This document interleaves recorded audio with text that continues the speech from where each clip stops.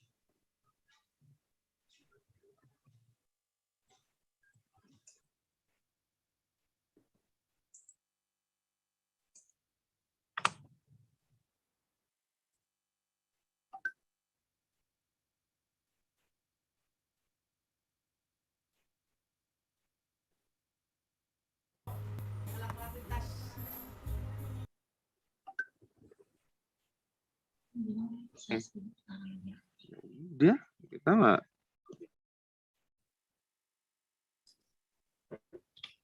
Assalamualaikum warahmatullahi wabarakatuh. Salam Swastiastu, Namo Buddhaya, salam kebajikan. Selamat siang dan salam sejahtera untuk kita semua. Yang terhormat Direktur Galeri Investasi Tribakti Business School, Bapak Irfan Untung STMM.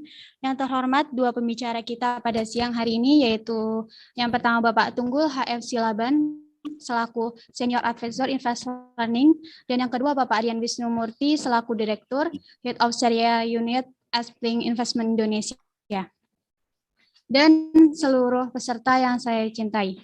Marilah bersama-sama kita panjatkan puji syukur kehadirat Tuhan Yang Maha Esa yang telah memberikan karunia-Nya sehingga pada hari ini kita bisa mengikuti webinar Investor Learning dengan tema Peluang dan Tantangan Pasar Modal Syariah 2022, meski harus dilaksanakan secara online. Semoga kita tetap sehat selalu. Amin.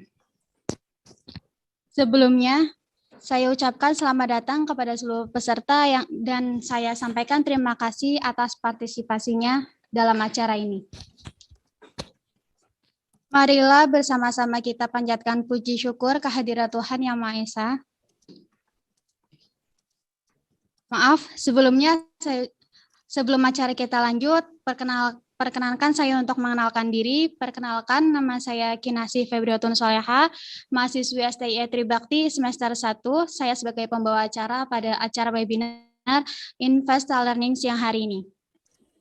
Perkenalkan saya untuk membacakan susunan acara. Yang pertama adalah pembukaan, yang kedua sambutan Direktur Galeri Investasi Tribakti Business School, yang ketiga sesi pemaparan materi pertama oleh Investor Learning, dan yang keempat sesi pemaparan materi kedua oleh Head of Syariah Unit Aspling Investment Indonesia, kelima sesi tanya jawab, dan terakhir penutup. Sebagai informasi di akhir acara, kepada seluruh peserta dimohon untuk mendengarkan semua materi yang akan disampaikan oleh kedua pembicara kita di siang hari ini. Sebelum masuk ke acara selanjutnya, hadirin yang saya hormati, acara selanjutnya yaitu marilah kita dengarkan sambutan dari Direktur Galeri Investasi Tribakti Business School kepada Bapak Irfan Untung STMM, dipersilahkan. Baik, selamat pagi. Apakah suara saya terdengar jelas? Terdengar jelas, Pak. Jelas, Pak. Ya, selamat pagi untuk Pak Tunggul, Pak Rian, yang saya hormati. Selamat pagi untuk seluruh rekan-rekan mahasiswa, kelas investasi dan kelas seminar ya. Kita bersyukur bahwa hari ini kita diberi kesempatan untuk mendapatkan pemahaman ya, konsep, insight terkait pasar modal syariah dari Investor Learning ya.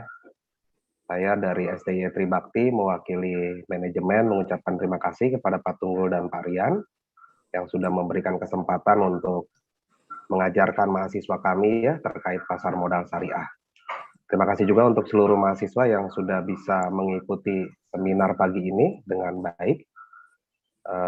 Semoga acara ini bisa berjalan dengan baik dan bermanfaat bagi semua pihak. Sekian kata sambutan dari saya. Selamat mengikuti seminar dengan baik dan sukses untuk kita semua. Terima kasih.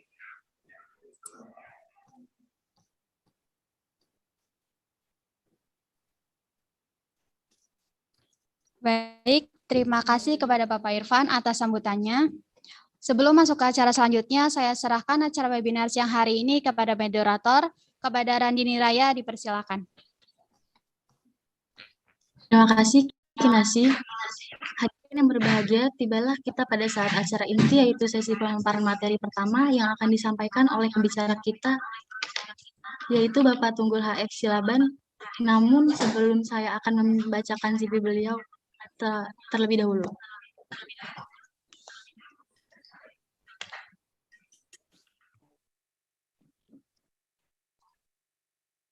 Bapak Tunggul HF Silaban selaku Senior Advisor Investa Learning, berpengalaman lebih dari 15 tahun di industri keuangan dan pasar modal Indonesia.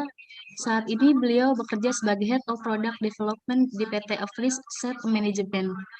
Beliau pernah bekerja di beberapa perusahaan manajemen investasi dengan pengalaman pada fungsi investasi, kepatuhan, manajemen risiko, dan internal audit. Lisensi beliau yaitu WMI dari OJK dan WPEE serta WPPE dari Lembaga Sertifikasi Profesi Pasar Modal Indonesia atau LSPPMI. Beliau juga aktif di Asosiasi Perkumpulan Wakil Manajer Investasi Indonesia.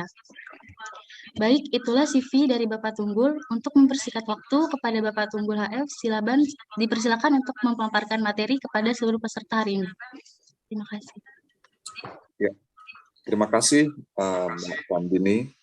Terima kasih juga Pak Irfan untuk waktu dan kesempatannya. Ya, kita semoga melalui webinar kali ini kita bisa sharing ya untuk rekan-rekan atau adik-adik semua sehingga kita bisa ya dapat menjembatani lah antara informasi atau knowledge di lembaga-lembaga pendidikan dengan ini ya dengan industri ya. Industri terutama industri keuangan dan pasar modal. Jadi untuk webinar kali ini memang kita tentang peluang dan tantangan pasar modal syariah tahun 2022. Sebenarnya nanti poin intinya akan disampaikan oleh Pak Rian. Jadi di sini saya akan men-share sedikit tentang perkembangan pasar modal Indonesia gitu ya. Terutama juga nanti terkait sertifikasi yang ada di pasar modal seperti itu. Apakah slide saya sudah kelihatan? Ya, sudah terlihat ya. Oke. Ya, jadi kita mau melihat perkembangan pasar modal Indonesia. Nah, di sini kita ya untuk rekan-rekan atau adik-adik semua kan pasti sudah ini ya, sudah belajar nih karena ini kan juga memang sekolah atau kampus terkait dengan ekonomi atau keuangan ya. Jadi sudah mengerti apa sih itu tentang keuangan, investasi. Nah, ini kita sekedar refresh sedikit. Jadi terkait investasi tentu kita harus mendasarinya, jangan lupa ya rekan-rekan semua itu terkait dengan perencanaan keuangan. Ya, perencanaan keuangan menjadi dasar kita melakukan investasi, jangan lupa seperti itu ya. Jadi investasi kita harus berdasarkan kepada perencanaan keuangan. Tanpa perencanaan keuangan, maka investasi yang kita lakukan itu tidak akan ada hasilnya, atau maksudnya hasilnya itu tidak jelas, tujuannya tidak jelas. Bahkan lebih akan nanti ke arahnya adalah sifatnya nanti jadi kayak gambling, judi. Ya, tanpa perencanaan keuangan, maka investasi akan lebih ke arah sifatnya nanti judi. Tidak tahu mau ngapain, tidak tahu untuk apa, tidak tahu berapa yang kita butuhkan returnnya gitu ya. Makanya untuk perencanaan keuangan, namun untuk perencanaan keuangan tersebut perlu kita adanya namanya pemahaman investasi. Ya, pemahaman investasi ini sebagai bagian dari perencanaan keuangan, selanjutnya juga perencanaan keuangan. Ya, melalui instrumen pasar modal. Ya, instrumen pasar modal sebagai bagian dari perencanaan keuangan. Artinya underlying asetnya untuk investasi kita ditempatkan di instrumen pasar modal. Nah, selanjutnya juga jangan lupa untuk melakukan monitoring dan evaluasi instrumen pasar modal.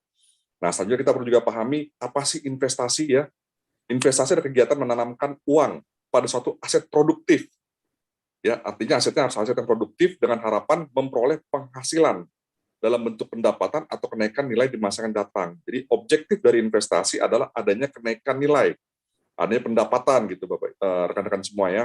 Nah, di sini juga kita perlu pahami perbedaan antara menabung dengan investasi ya, dari sisi tujuan, jangka waktu, risk return ya.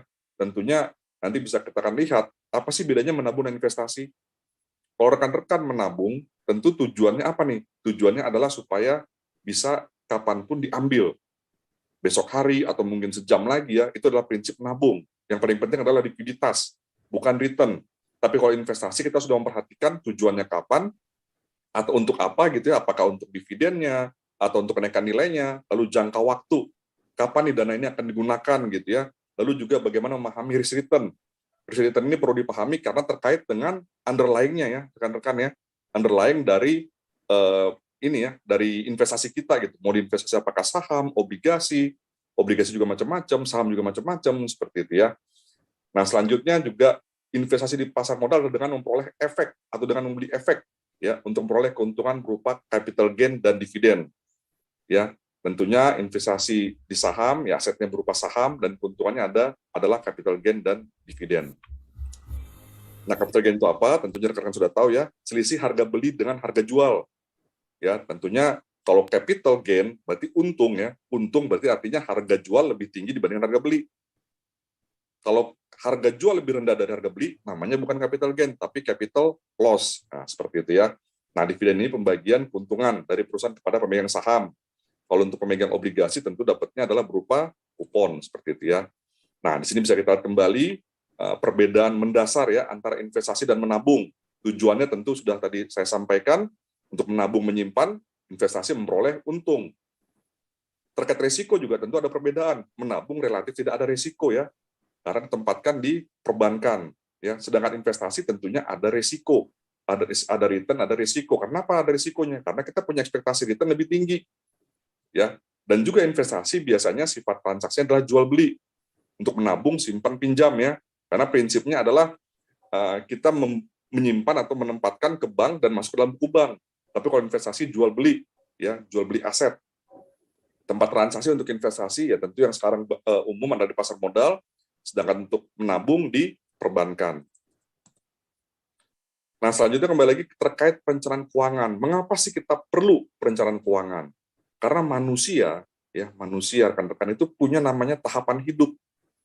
Kita tidak bisa berpikir, oh, saya nanti kalau seandainya udah mau pensiun, saya pengen kerja lebih keras lagi. Nah, itu nggak mungkin.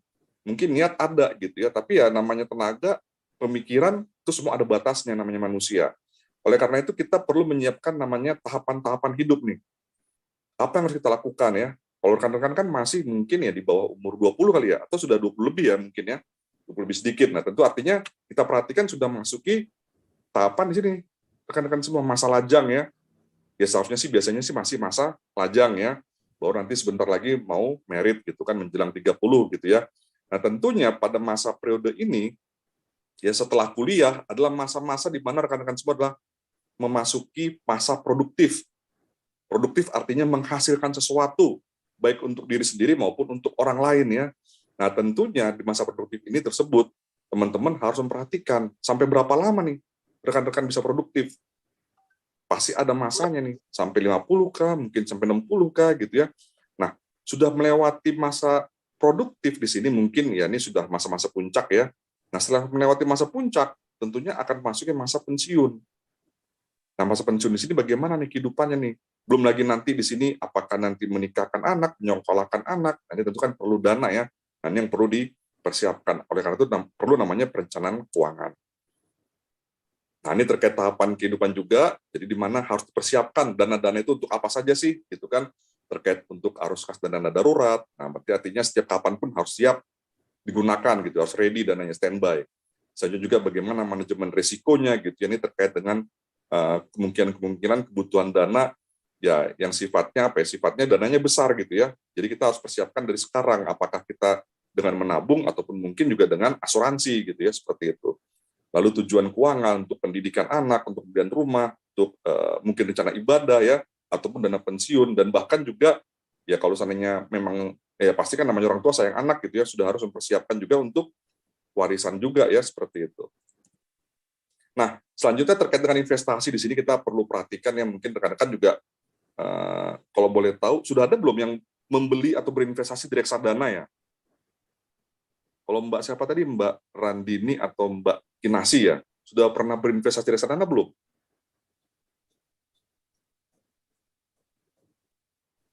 Sudah Pak, sudah pernah. Oh sudah, oke. Kalau gitu berarti ada pengalaman nih. Nah di sini ada pengalaman di sini, artinya kita perlu juga elaborate lebih jauh. Reksadana itu kan ada beberapa jenis ya, ada pasar uang, pendapatan tetap, campuran dan saham. Ya, nah di sini bisa kita lihat ada perbedaan karakteristik ya terkait returnnya nih. Untuk pasar uang bisa kita lihat, oh ini kok returnnya dia rata-rata cuma 5%, pendapatan tetap 7%, campuran lebih tinggi lagi, bahkan di saham dia bisa lebih tinggi lagi gitu ya. Nah, di sini jangan lupa, walaupun rata-ratanya sangat tinggi di saham, namun ya kita bisa lihat tertinggi dan terendahnya ini akan semakin lebar. Artinya apa? Risikonya semakin tinggi. Ya bisa dilihat di sini kan, ini sangat kadang-kadang tinggi banget terus turun dalam gitu ya. Nah ini artinya apa? Ini menunjukkan karakteristik dari setiap jenis reksadana yang berbeda-beda. Ya, untuk return-nya yang low, risikonya rendah. Untuk return yang semakin tinggi, tentu risiko juga semakin tinggi. Ya, itu tentunya perlu ada namanya perencanaan keuangan. Untuk kapan dananya digunakan? Kalau dana yang untuk jangka panjang dibutuhkan, tentunya bisa di saham. Tapi kalau digunakan untuk kebutuhan jangka pendek, tentunya ya harus yang risikonya rendah seperti itu. Nah, di sini bisa kita lihat, nah kembali lagi kenapa pentingnya perencanaan keuangan atau investasi gitu ya, buat rekan-rekan semua ya. Bisa kita perhatikan di sini untuk jangka waktu 10 tahun, 12 tahun gitu ya. Bisa kita lihat berbagai instrumen investasi tentunya punya return yang berbeda. Ini historis ya, istilahnya gambaran dari historis. Ya, gambaran historis tentunya bisa menjadi gambaran untuk masa akan datang, tapi tidak bisa dijadikan acuan gitu ya, hanya sebagai suatu gambaran saja seperti itu. Nah, bisa kita lihat jika kita berinvestasi di tabungan, ya mungkin hasilnya tidak akan sangat signifikan dalam jangka waktu 12 tahun ya. Tapi jika kita berinvestasi di saham, kita tentu akan lebih signifikan. Walaupun tentunya jangan lupa, ini yang disebut dengan risiko, rekan-rekan semua ya. Adanya naik turunnya, ya, ada naik turunnya dari kinerja underlying saham tersebut. Nah, ini tentunya yang perlu berhati-hati. Mengapa perlu jangka panjang gitu ya? Karena seandainya kita investasi di tahun 2006, oh saya butuh dana di 2 tahun lagi, 3 tahun lagi. Ya jangan-jangan kita butuh dana harus redeem di harga yang rendah, akhirnya loss. Ya kan, ini makanya perlu memperhatikan namanya jangka waktu. Tapi kalau kita butuh dananya 10 tahun lagi, tentu kita akan nanti bisa redeemnya, bisa jualnya di harga yang sangat tinggi. Ya ini makanya pentingnya pada saat perencanaan keuangan, kita harus memperhatikan jangka waktu, kebutuhan, dan juga sehingga kita bisa menempatkan ya investasinya di mana nih untuk rekan-rekan semua seperti itu. Nah ini penting ya, karena teman-teman kan masih cukup muda semua gitu ya, artinya sudah bisalah mempunyai gambaran pentingnya untuk berinvestasi. Nah selanjutnya bisa kita perhatikan juga, ini simulasi ya untuk rekan-rekan semua ya, untuk jangka waktu investasi yang berbeda. Ada yang 10 tahun, 15 tahun, dan 20 tahun. Nah, untuk investasi bulanannya sama nominal. Ya, total dana diinvestasikan secara nominal juga tidak jauh berbeda. Hanya beda 30 juta. Ya kan, hanya beda 30 juta. Nah, selanjutnya juga dengan asumsi imbal hasil per tahun 18%. Nah, di sini bisa kita lihat sebelumnya ya. Untuk return saham kan 18% ya, range-nya 16 sampai 18. Jadi artinya masih wajar nih. Ini untuk investasi di saham. Nah, ini kita coba rata-ratakan lah 18% gitu ya. Nah, total hasil investasinya akan sangat signifikan berbeda antara yang berinvestasi 10 tahun dengan 20 tahun. Ya, bukan 2-3 kali lipat lagi, tapi bisa 7 kali lipat ini. Nah, jadi mengapa pentingnya berinvestasi sejak dini? Apalagi kondisi indeks sekarang nih, ya bisa dibilang 3-4 tahun ini nggak bergerak beda jauh ya. Artinya untuk 10 tahun ke depan dia akan sangat signifikan kenaikannya seharusnya nanti ya. Nah, di sini juga bisa kita perhatikan hubungan risk return antara setiap instrumen investasi. Ya, nah ini untuk teman-teman yang mungkin masih tingkat 1, tingkat 2, mungkin di sini banyak ya. Ada namanya risk return. Artinya kita punya investasi di ekspektasi return yang rendah, Ya, ekspektasi return rendah, di instrumen dengan ekspektasi return yang rendah, tentunya juga risikonya akan rendah. Nah, untuk instrumen investasi dengan ekspektasi return yang tinggi, tentu risikonya juga akan sangat tinggi. Ya, kita bisa lihat semakin kanan semakin tinggi gitu ya. Nah, ini perlu diperhatikan ya teman-teman ya. Garis yang tegak ini bukanlah return yang akan terjadi, tapi return yang diharapkan. Ya, return yang diharapkan gitu ya. Nah, jadi artinya apa nih? Artinya semakin ke kanan semakin berisiko. Nah, ini menunjukkan apa nih? Bisa saja nanti return yang diharapkan di sini, tapi yang terjadi di bawah sini rekan-rekan. Anggap saja mirroring lah gitu ya, mirroring gitu ya. Jadi kalau seandainya ekspektasi return-nya mungkin 5% di atas RF gitu. Tapi nanti yang terjadi bisa di bawah RF minus 5%-nya gitu. Nah, ini yang menunjukkan artinya setiap instrumen investasi risk return-nya tersebut akan memberikan konsekuensi yang berbeda pada saat nanti kita di masa akan datang gitu ya. Pada saat di masa akan datang nanti seperti itu. Nah, selanjutnya juga di sini adalah gambaran preferensi investor terhadap risiko. Mungkin teman-teman ada yang pernah lihat atau yang mungkin juga baru pertama kali lihat nih. Ini grafik apaan gitu ya. Ada hubungan antara risiko dengan return. Di sini adalah gambaran karakter dari investor. Ada namanya risk seeker, risk netral, risk averter. Risk averter, investor yang menghindari risiko. Risk seeker yang mencari risiko. Risikonya dicari gitu ya. Ini cukup luar biasa gitu. Kalau risk netral, dia pandangan terhadap risiko biasa-biasa aja gitu ya. Tidak mencari dan tidak menghindar gitu. Dihadapi saja gitu kan. Nah, di sini bisa kita lihat teman-teman. Untuk yang risk averter, untuk tingkat risiko yang sama, dia akan menuntut return yang lebih tinggi. Sedangkan risk seeker, untuk risiko yang sama, dia menuntut return yang lebih rendah. Nah, selanjutnya, sebaliknya juga, untuk return yang sama, risk averter, dia berani menanggung risiko yang lebih rendah, sedangkan risk seeker, untuk return yang sama, dia menuntut return yang lebih, dia berani menerima risiko yang lebih tinggi. Jadi untuk return yang sama dengan risk averter, risk seeker akan menuntut return yang lebih tinggi.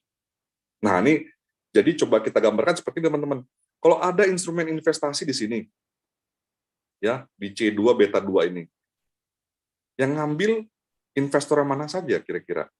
Apakah hanya risk averter? Tentu yang mengambil akan adalah investor punya karakteristik risk netral dan juga risk seeker. Jadi kalau ada instrumen investasi di sini, pasti semuanya akan ambil nih teman-teman. Ya kan, karena masih termasuk bagi dia, wah, bagi yang risk seeker, waduh, ini return-nya lebih tinggi nih dibandingkan return yang saya berani mau tuntut untuk resiko yang sama gitu kan. Berarti dia akan ambil. Nah, selanjutnya untuk yang di bawah gitu kan, B2 dengan beta 2. Nah, di sini untuk risk averter apakah akan mengambil nggak instrumen investasi di sini? Tentunya tidak. Karena bagi dia, wah ini terlampau berisiko, saya menuntutnya return lebih tinggi. Kalau returnnya di sini, saya nggak mau ambil. Tapi bagi risk seeker, dia tetap akan ambil. Nah, selanjutnya, untuk instrumen investasi yang ada di sini, ya artinya lebih rendah lagi nih. Nah, risk seeker pasti akan ambil. Tapi risk netral dan risk averter tidak akan ambil instrumen investasi tersebut. Nah, pertanyaannya, apakah instrumen investasi dengan risiko tinggi itu pasti rugi nggak? Belum tentu ya. Namanya risiko itu bukan berarti pasti loss, pasti rugi. Ya, tapi ada kemungkinan rugi atau loss yang sangat tinggi. Tapi kalau mendapatkan untung ya, ini tentu juga akan sangat tinggi. Nah, artinya apa? Yang peluang ya, maaf kata gitu ya, peluang orang untuk menjadi istilahnya meningkat kekayaannya atau menjadi kaya lah gitu ya, itulah orang-orang yang ada pada posisi risk seeker. Kalau kita yang berada pada posisi risk averter, tentunya untuk menjadi kaya susah. Kenapa? Karena kalau ada instrumen investasi di sini, pasti semuanya ngambil. Tapi kalau ada instrumen investasi di sini, nah ini yang ngambil jadi risk seeker, yang lain tidak ambil. Gitu. Jadi tergantung juga nanti kejelian dari risk seeker sebagai investor sebagai risk seeker bisa nih melakukan due diligence, melakukan analisa terhadap instrumen investasi di sini sehingga dia bisa paham, oh risikonya seperti ini gitu. Kira-kira nih dia peluang mendapatkan untung seperti apa gitu. Nah, tentunya di sinilah mengapa memang orang-orang yang risk seeker akan lebih berpeluang lebih kaya lebih tinggi dibandingkan yang lain. Contohnya risk seeker apa tuh, teman-teman? Wira swasta gitu kan, orang-orang yang berani startup gitu ya. Walaupun bukan berarti semuanya berhasil gitu. Tapi bagi mereka pada saat ada yang berhasil, mereka pasti akan mendapatkan sukses yang luar biasa seperti itu. Jadi tergantung juga teman-teman mengecek kembali nih, di mana posisi teman-teman.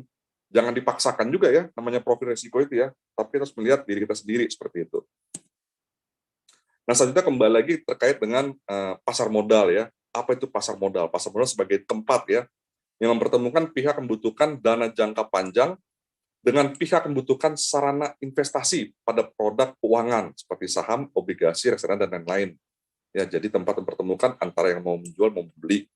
Nah, tentunya di sini juga ada pihak-pihak terkait lainnya, seperti OJK sebagai regulator yang mengatur industri keuangan pasar modal. Ada juga SRO, yaitu IDX, Bursa Efek sendiri, KP, Clearing Penjaminan Efek, dan juga KSEI, Custodian Central Efek, seperti itu ya. Nah, di sini juga 8 langkah investasi. Nah, ini yang perlu diperhatikan teman-teman yang memang sudah berinvestasi ya, perlu perhatikan, pahami dulu tujuan investasinya. Apakah biaya pendidikan, dana pensiun, ya, jangka pendek, menengah, panjang. Nah, justru kalau sekarang teman-teman masih kuliah, sebenarnya bisa sambil belajar mengenali diri. Ya mungkin agak-agak high risk boleh, tapi modal jangan gede-gede, gitu kan. Karena toh teman-teman juga ya masih mendapatkan dana dari orang tua, gitu kan. Jadi bisa sambil belajar, sambil memahami diri juga. Jadi gitu, seperti itu. Pahami dulu tujuan investasi ini di saat teman-teman sudah form nih. Oh, saya sudah punya tahapan, langkah-langkah untuk berinvestasi, gitu ya. Selanjutnya juga kenali profil risiko, kenali diri Anda sendiri, teman-teman sendiri, gitu ya. Apakah sebagai risk averter, risk moderate, ataupun risk taker. Selanjutnya juga pelajari alternatif investasi, karena teman-teman di sini ada belajar ya, belajar kuliah di sektor keuangan, tentunya bisa lebih enak nih, lebih bisa memahami apa sih itu saham, obligasi, reksadana, ETF. Ya walaupun mungkin juga teman-teman di sini udah ada kali yang mulai trading-trading di ini ya, kripto gitu ya, atau forex gitu kan. Mungkin lebih jago kali teman-teman sini trading-trading di situ kali ya, atau bahkan mungkin bisa lebih menarik kali kan. Nanti bisa boleh di-share kali itu seperti kalau teman-teman yang seperti itu. Nah, selanjutnya juga pahami tingkat resiko produk investasi. Nah, ini juga nih terkait investasi di pasar modal ataupun juga di luar pasar modal, tentu semua pasti ada resikonya. Nah, perlu dipahami tingkat resiko produk investasinya. Mengapa ada resiko gitu ya? Tentukan juga batas investasi. Nah, ini disesuaikan dengan kemampuan dan profil risiko. Jadi jangan sampai teman-teman punya duit operasional diinvestasikan. Nah, itu namanya bukan investasi. Tapi bisa dibilang judi. Kenapa dibilang judi? Ya pada saat butuh pasti bisa harus jual loss. Nah, itu kan itu resikonya. Tentukan strategi investasi dan juga manfaatkan jasa profesional apabila diperlukan dan juga pertahankan tujuan investasi. Ya, tujuan investasi ini kan benar terkait dengan teman-teman punya objektif kehidupan ya. Tentunya di situ ya kalau memang sudah jelas tujuannya jangan dirubah-rubah gitu. Tapi kalau memang ada karena kondisi tertentu harus dirubah, ya tentunya harus dipikirkan atau direncanakan secara matang seperti itu. Nah, selanjutnya prinsip ya, prinsip dasar berinvestasi pasar modal. Pergunakan dana lebih atau excess fund ya. Dapatkan informasi mengenai produk investasi sebanyak mungkin sebelum mengambil keputusan berinvestasi. Kenali. Disinilah saatnya teman-teman selama masih kuliah untuk bisa belajar ya tentang produk-produk investasi apapun itu. Karena kalau sudah di luar sudah di luar kuliah, teman-teman sudah bekerja. Kalau teman-teman sudah bekerja, apalagi kalau pekerjaannya ternyata tidak terkait dengan investasi, pasti teman-teman sudah terbatas waktunya untuk belajar, ya. Dan disitulah nanti teman-teman sudah akan sibuk untuk bekerja hanya untuk berinvestasi. Tapi untuk pengenalan produk investasi sudah seharusnya dilakukan di saat kuliah ini ya, supaya lebih familiar gitu, supaya tidak lagi bingung, oh ini resikonya apa, profilnya bagaimana gitu ya. Dan juga jangan menempatkan seluruh dana investasi pada satu jenis instrumen yang sama. Jadi bukan hanya pada satu jenis maksud satu jenis industri ya, tapi satu jenis instrumen bahkan ini ya. Satu jenis instrumen yang sama ya, tentunya ini setiap instrumen akan memiliki karakteristik yang sangat berbeda signifikan seperti itu.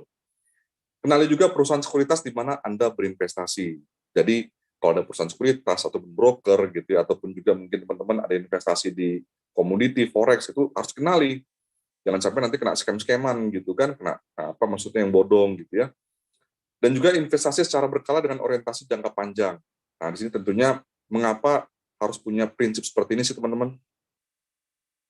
Karena kan teman-teman nanti tentunya bekerja itu akan mendapatkan gaji rutin.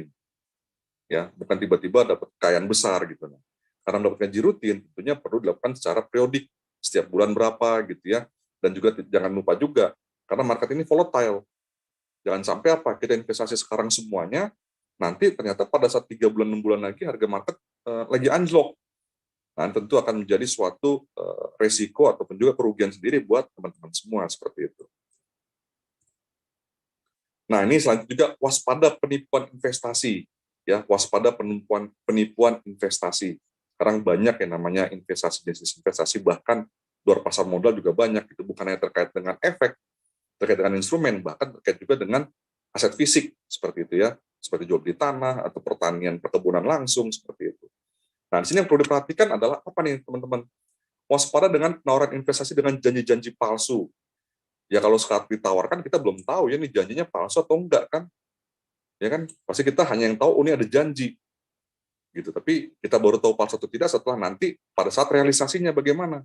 Pada saat teman-teman mau melakukan redemption seperti itu, atau pada saat melakukan penjualan investasi teman-teman gitu ya.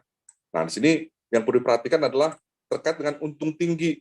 Jadi kalau udah untung tinggi, ya kadang-kadang saya berpikir seperti ini teman-teman. Coba kita agak pakai logika sedikit gitu ya.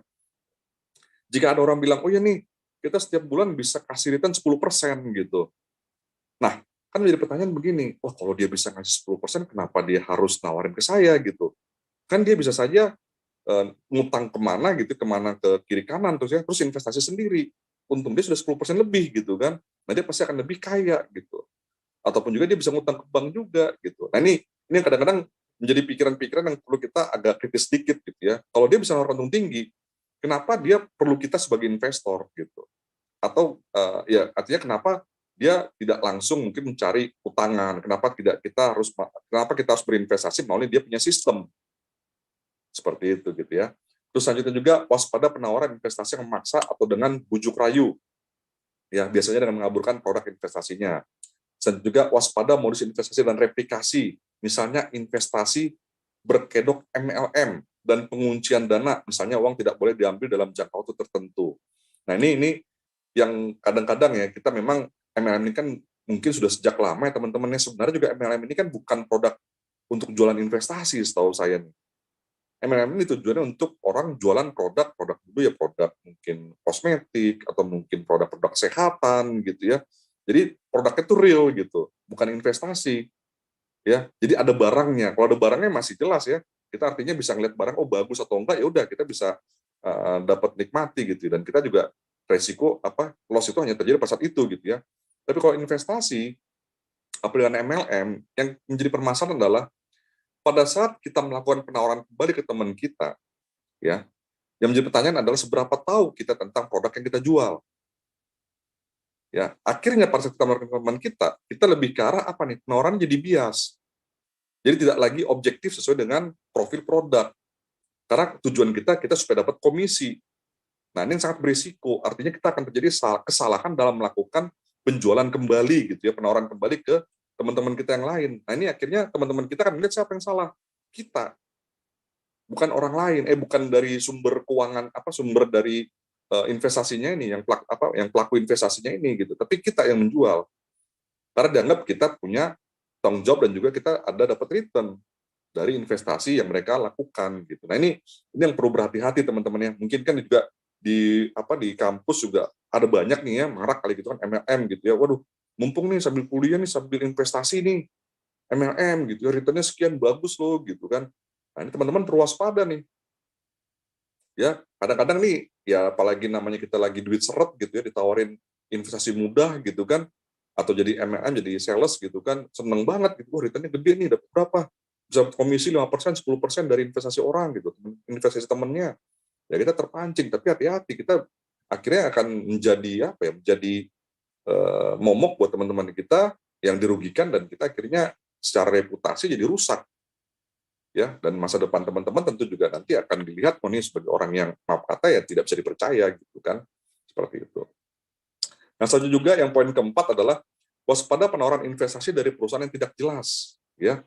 Tidak jelas ini artinya kita perlu cek nih, terutama untuk lembaga jasa keuangan yang ada state bahwa dia diawasi oleh OJK, maka kita bisa mengecek lembaga tersebut di websitenya OJK-nya. Ya, bisa kita lakukan cross check dan memang sudah seharusnya ada gitu ya. Kalau tidak ada berarti kita perlu pertanyakan benar nggak gitu. Kita bisa kontak OJK-nya untuk memastikan hal tersebut seperti itu. Nah, ini kontaknya di 157 seperti itu ya. Nah, selanjutnya konsep dasar saham. Nah, ini sekedar kita mengingat kembali gitu ya, coba merefresh kembali. Konsep dasar saham adalah seperti usaha Pak Bejo memiliki usaha bakso. Maaf. Selanjutnya perlu modal 8 juta namun hanya memiliki dana 1 juta. Ya, Pak Bejo ini ya bisa dibilang orang yang sudah pengalaman, nah artinya cakap dalam berusaha atau membuat bakso lah, sehingga dia mau berusaha bakso gitu kan, jualan bakso gitu ya. Nah, punya dana 1 juta.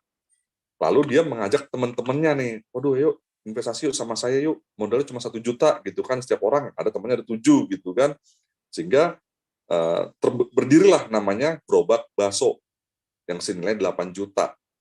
Namun yang memiliki usaha bakso tersebut atau gerobak bakso tersebut bukan hanya Pak Bejo, tapi ada 7 orang rekan lainnya gitu. Sehingga pada saat nanti ada keuntungan gitu dari usaha tersebut, maka setiap keuntungan tersebut harus dibagi secara proporsional dengan investor yang lain ya. Keuntungannya tentunya kalau keuntungan tersebut ya revenue dari penjualan bakso dikurangin biaya pokoknya untuk membuat bakso, selanjutnya juga biaya tenaganya juga seperti itu ya. Nah, bisa diperhatikan seperti itu. Jadi usaha pemilikannya langsung pada baksonya.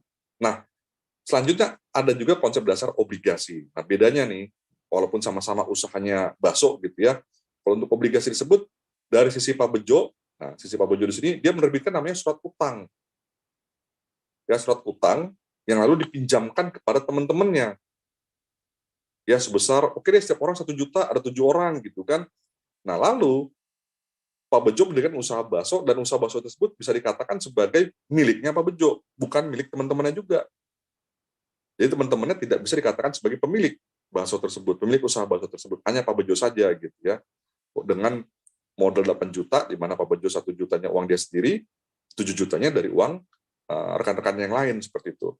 Nah, apa sih perbedaan yang kemungkinan terjadi teman-teman semua kalau antara konsep dasar saham dengan obligasi?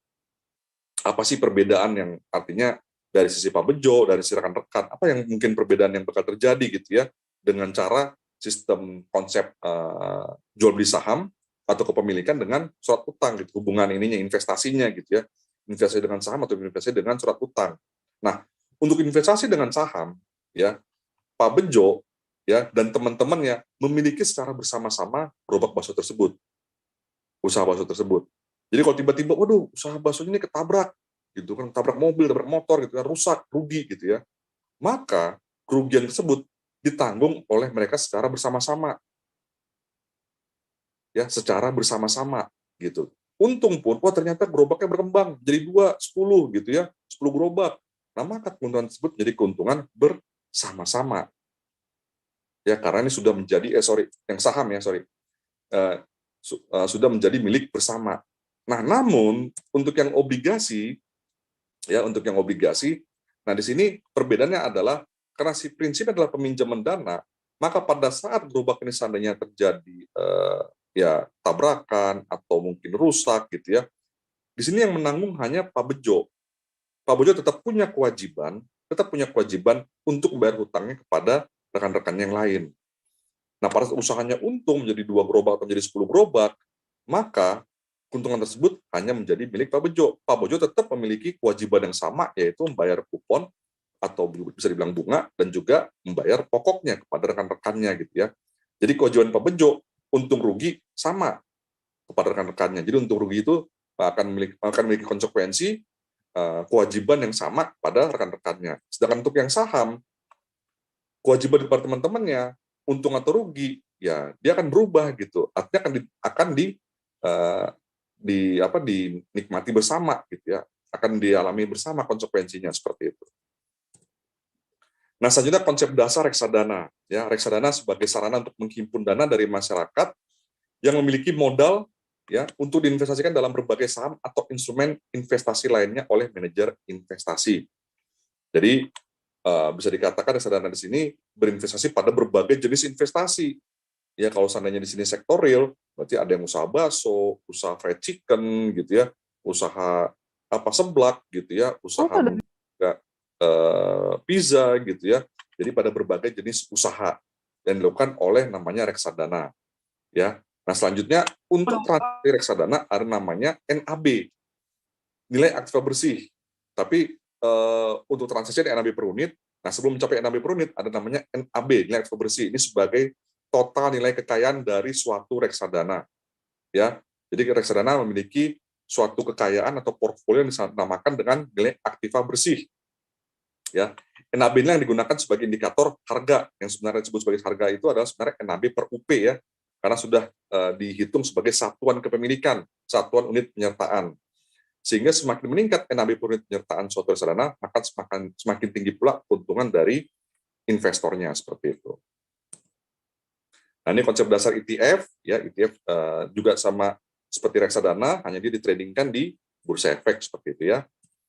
Nah, selanjutnya juga indeks saham berarti artinya kita bisa transaksi di indeks ya, di indeks yang indeks ini bisa dikatakan seperti indeks BIST 27 atau composite atau IDX 30 ya, jadi dia sudah ada ketentuannya berapa persen di setiap sahamnya tersebut seperti itu. Nah, ini struktur pasar modal ya, ada 3 SRO ya, tentu teman-teman juga sudah seharusnya tahu ya, ada KPI, BEI, KC ya. Selanjutnya juga ada para lembaga dan profesi penunjang pendukung lainnya ya. Nah, ini yang bawah ini bisa dikatakan adalah pihak-pihak swastanya lah seperti itu ya. Kalau di sini terkait dengan SRO dan lembaga-lembaga yang diatur oleh negara atau pemerintah seperti itu. Nah, selanjutnya yang terakhir teman-teman ya. Nah, di sini kita sekaligus perkenalan terkait dengan skema sertifikasi ya. Jadi yang ada di pasar modal untuk skema sertifikasi saat ini ada typo ya. Ada yang pertama itu namanya wakil manajer investasi atau WMI ya. WMI ini typo ya, bukan WPMI tapi WMI, wakil manajer investasi. Selanjutnya juga ada namanya WPEE, wakil penjamin emisi efek. Ada juga wakil perantara pedang efek, WPPE. Ada juga WPPEP, wakil perantara pedagang efek pemasaran. Ada juga WAPERT, wakil agen penjual efek reksadana, dan ada juga WPPE-PT, wakil perantara pedagang efek pemasaran terbatas. Nah, sekedar informasi untuk skema sertifikasi ini hanya bisa dilaksanakan oleh LSP PMI saat ini.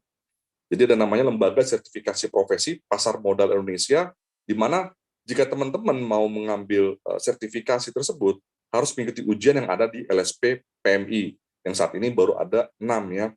Nah, untuk bisa diperhatikan, PMI adalah sertifikasi untuk teman-teman yang nanti mau menjadi fund manager gitu ya, mau menjadi pengelola investasi ataupun juga penasihat investasi ya. Untuk WPEE ini adalah sertifikasi untuk teman-teman yang mau menjadi IB, investment banking gitu ya, untuk menjadi underwriter gitu. Nah, selanjutnya juga ada WPPE, wakil perantara pedang efek. Nah, ini untuk teman-teman yang ingin nanti berkesempatan untuk berprofesi sebagai broker ya, untuk sebagai broker, untuk trader gitu ya, antar para pihak gitu ya. Nah, selanjutnya juga untuk WPPEP, wakil perantara pedang efek pemasaran. Nah, ini sebenarnya adalah yang kedua ini, keempat dan kelima, WPPEP dan WPPEPT, sorry ya, keempat dan keenam ya. WPPEP dan WPPEPT ini sebenarnya adalah sub dari WPPE, wakil perantara pedagang efek seperti itu. Jadi ada 2 subnya, itu wakil perantara pedagang efek pemasaran, ini khusus untuk pemasarannya saja, WPPEP, sedangkan WPPPT dia khusus untuk sampai nanti pembukaan rekening atau referral pembukaan rekening seperti itu. Nah, untuk WAPERT, wakil agen penjual efek reksadana, ini profesi untuk teman-teman yang mau nanti bekerjanya sebagai agen penjual ya, maksudnya sebagai sales untuk produk-produk investasi reksadana seperti itu. Jadi teman-teman, saya pengen nih sebagai marketing gitu, ingin memasarkan produk investasi, itu bisa mengambil di WAPERT gitu ya. Nah, ini yang masih ada sekarang, walaupun nanti kemungkinan ke depan bisa saja ada sertifikasi yang bisa mendukung industri keuangan dan investasi di pasar modal. Ya, mungkin sampai di sini. Terima kasih teman-teman semua untuk kesempatan waktunya. Saya kembalikan kepada moderator, kepada Mbak Randini ya.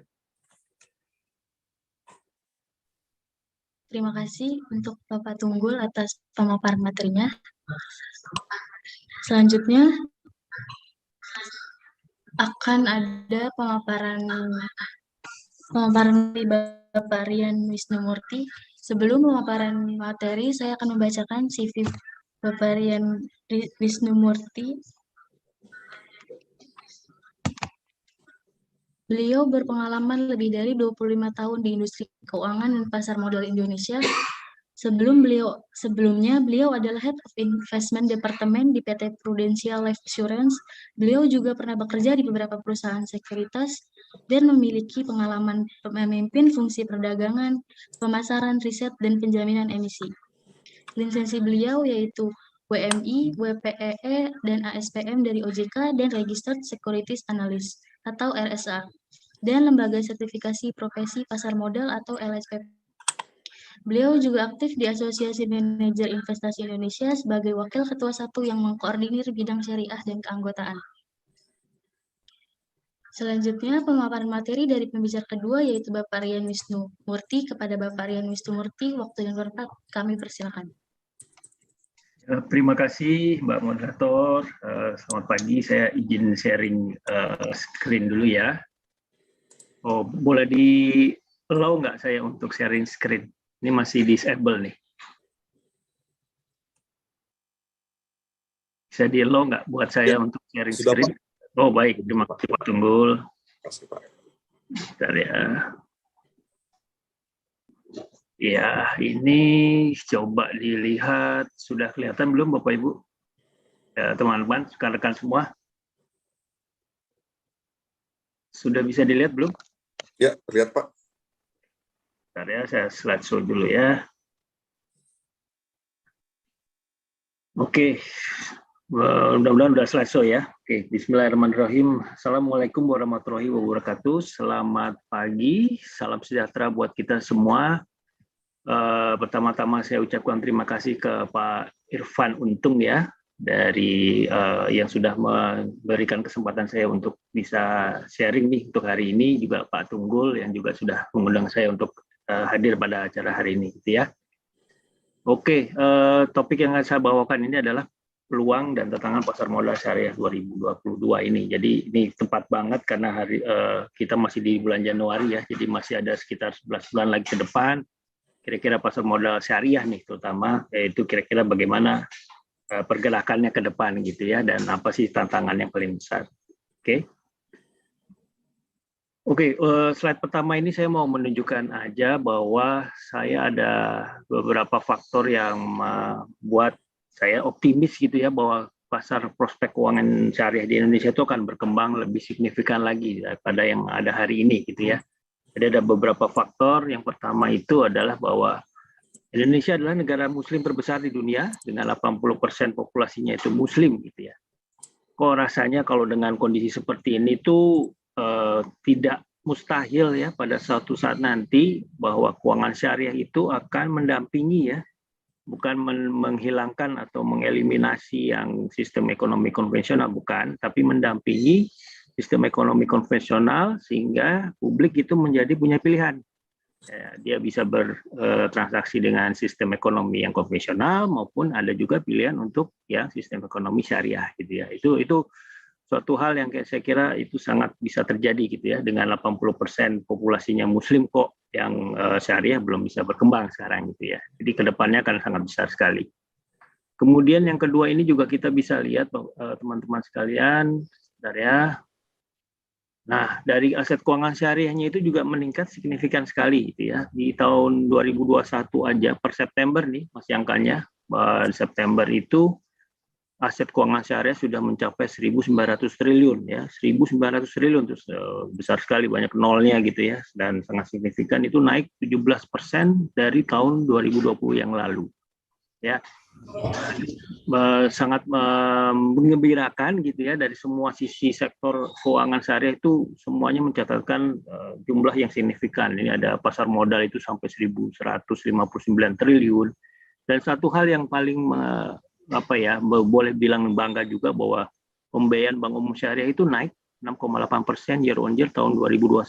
Nah, ini kenapa bisa saya bilang sangat menggembirakan, karena di sektor perbankan yang konvensional itu ya teman-teman, itu peningkatan pembiayaannya itu hanya sekitar tidak sampai 3% ya year on year. Ini bisa sampai 2 kali lipatnya, 6,8 sampai 7%. Nah, ini menunjukkan bahwa Satu ya, itu orang mungkin lebih comfortable dalam kondisi yang pandemi 2 tahun terakhir itu dengan pembiayaan syariah. Ya, mungkin buat teman-teman yang sudah sedikit familiar lah dengan konsep-konsep syariah, ekonomi syariah itu mungkin ada akad-akadnya ya.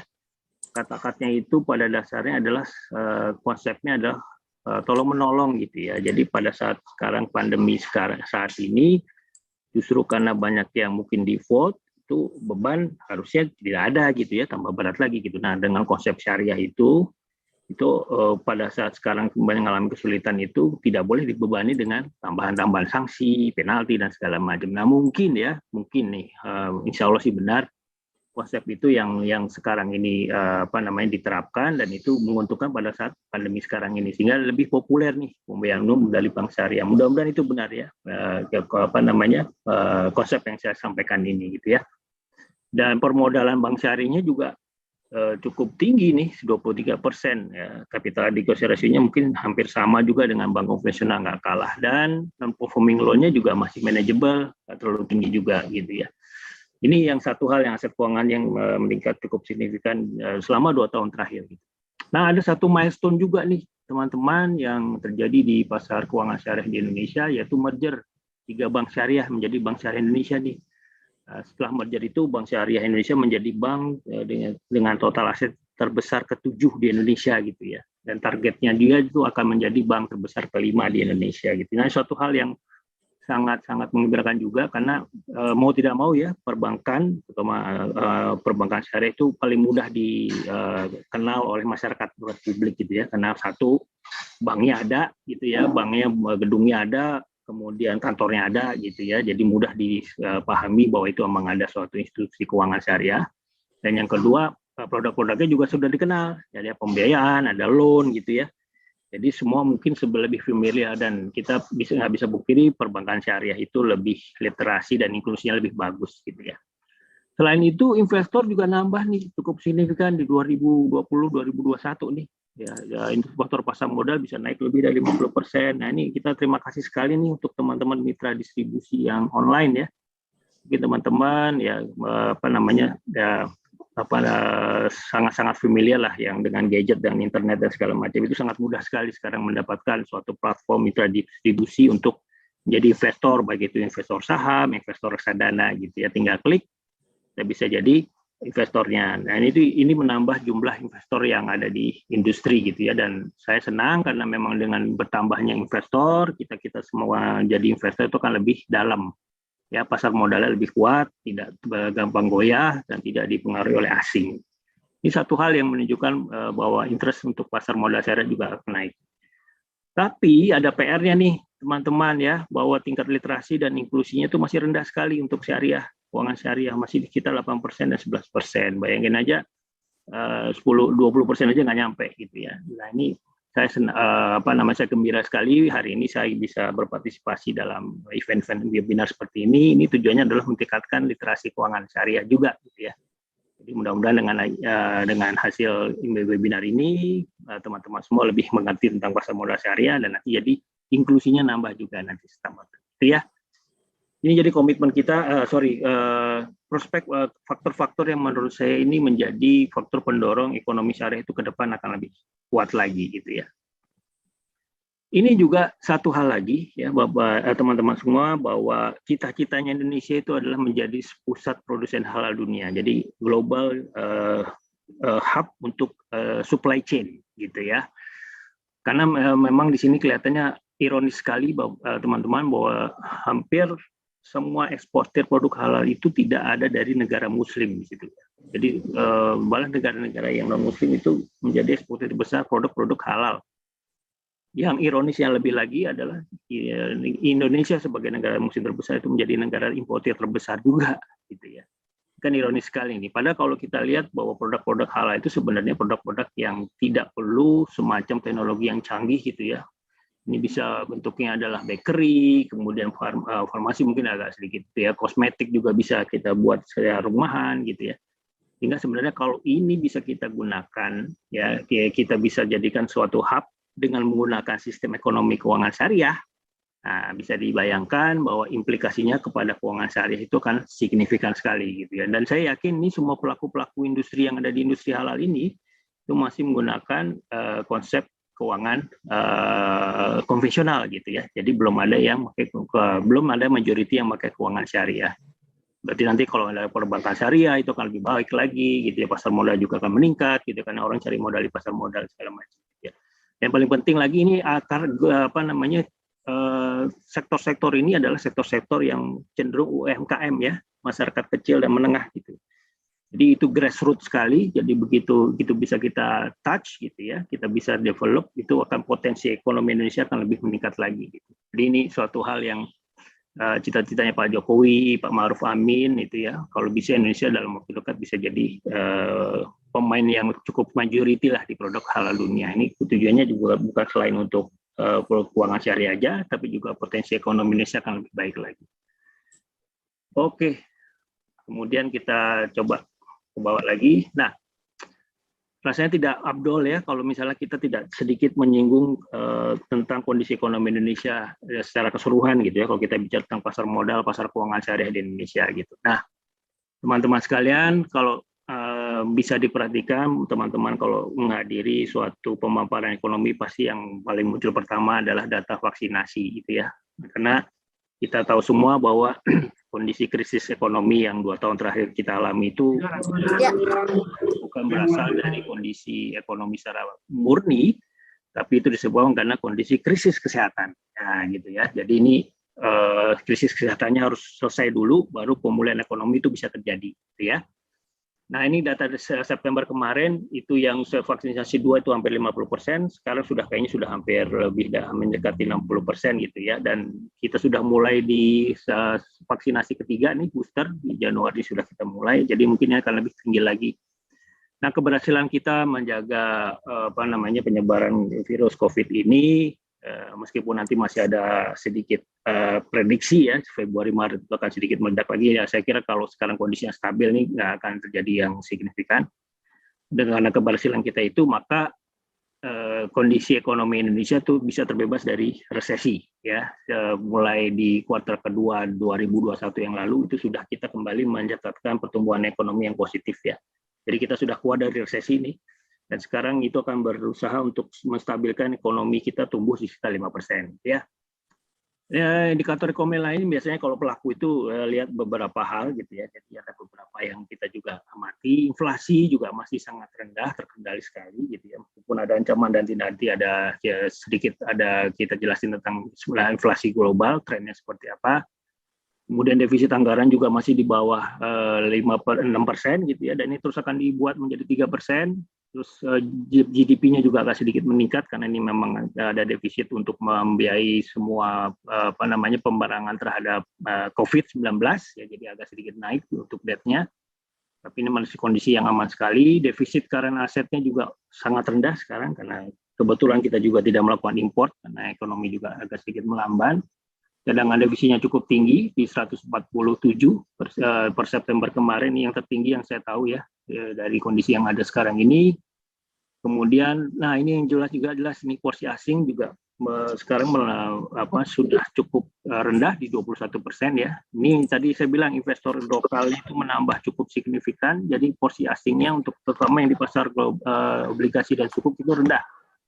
Ini menyebabkan kondisi market kita itu relatif mudah bertahan ya terhadap gejolak yang ada di global. Ya, jadi karena porsi asingnya udah nggak terlalu tinggi, mereka nggak takut, mereka nggak panik, mereka nggak keluar. Ya, jadi akhirnya bisa kita prediksikan bahwa memang volatilitasnya mungkin akan lebih stabil ya, tidak akan terlalu tinggi seperti tahun 2013 yang lalu. Kita ada beberapa isu global yang harus dicermati juga. Nah, digitalisasi ekonomi juga sangat-sangat naik secara signifikan ya. Mungkin 2 tahun terakhir ini saya yakin sekali bahwa dari teman-teman semua nggak ada yang pergi ke bank gitu ya. 2 tahun terakhir ini nggak ada yang pergi ke teller dan semua menggunakan namanya e-channel gitu ya. Jadi ini suatu tren teknologi yang mau tidak mau, suka tidak suka itu harus dilakukan dalam proses bisnis semua kegiatan usaha yang ada di Indonesia gitu ya. Jadi semuanya sekarang ini mencoba untuk bisa digitalisasi bisnis usahanya, sehingga itu akan terus meningkat, dan ini juga sudah diprediksi oleh Bank Indonesia. Ini proses transaksi ekonomi di e-channel itu akan meningkat signifikan. Dan ini mau tidak mau harus diantisipasi oleh bisnis usaha yang ada di Indonesia gitu ya. Jadi kalau nggak buat digital itu akan segera ketinggalan lah dan akan ditinggalkan oleh customer calon kita ya. Nah, dua hal yang perlu dicermati juga teman-teman, ini ada green economy, ekonomi hijau ini. Jadi ini dimotori oleh negara-negara yang ada di Eropa dan Amerika Serikat yang punya sumber daya yang sedikit terbatas gitu ya. Jadi mereka takut nanti kalau memang sudah sumber dayanya habis gitu ya, mereka tidak bisa membuat produksi bahan bakarnya, nggak bisa diproduksi lagi dan tidak bisa berkegiatan ekonomi gitu. Jadi nanti suatu saat itu akan ada semacam perjanjian yang bahwa kalau memang tidak dibuat dengan produksi ekonomi yang green, ekonomi hijau, itu tidak akan terjadi transaksi ekonomi global. Jadi transaksi ekonomi internasional tidak akan terjadi. Nah, mau nggak tidak mau ya, nah kita juga akan transaksi dengan internasional, maka kita harus punya konsep ekonomi hijau ke depannya juga. Nah, ini sudah dicanangkan oleh Presiden Jokowi ya. Jadi nanti Pertamina, PLN itu secara bertahap dalam waktu 1 dekade itu akan coba merombak semuanya ya. Jadi sumber daya yang mereka gunakan itu dari yang ngeruk dari tanah, dari fosil itu ke yang lebih green ya. Kita nggak perlu khawatir karena kita itu kata menurut Pak Jokowi ada 1.700 sungai yang besar-besar gitu ya. Satu sungai yang besar itu bisa mengenerate sekitar 15.000 megawatt listrik. Nah, jadi nggak perlu khawatir, jadi kita optimalisasi saja sungai-sungai yang ada, gitu sudah jadi sumber listrik yang signifikan juga. Kurang lebih seperti itu.